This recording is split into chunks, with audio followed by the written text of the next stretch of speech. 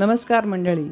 यंदाच्या वर्षीचा आमचा देखावा सिंधुदुर्ग वासियांच्या जवळचा आणि परिचयाचा आहे आणि तो म्हणजे देवाचे तरंग. आचरा नदीने रत्नागिरी जिल्ह्याचे 2 भाग केले आहेत. त्यापैकी दक्षिणेकडचा भाग म्हणजे सिंधुदुर्ग जिल्हा. ही संस्कृती गोव्याला जवळची, पण ती रायगड रत्नागिरी जिल्ह्याहून वेगळी आहे. त्या भागात एक वेगळी तरंग संस्कृती नांदत आहे.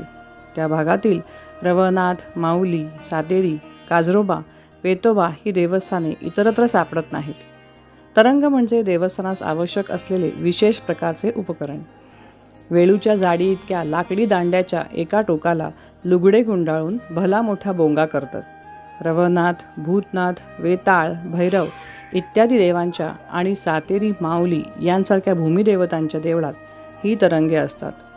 ती दसरा, शिमगा, जत्रा अशा वेळी बाहेर काढून खांद्यावर घेतात. हे तरंग खांद्यावर घेणाऱ्याच्या अंगात त्या त्या देवतेचे वारे येते. मग अंगातील देवाकडून भक्तगण कौल प्रसाद घेतात. ही तरंगे जत्रेत व गावच्या पंचक्रोशीत फिरून परत मंदिरात येतात. तरंगांचा संचार ही प्रथा सिंधुदुर्ग जिल्ह्याचे खास वैशिष्ट्य आहे.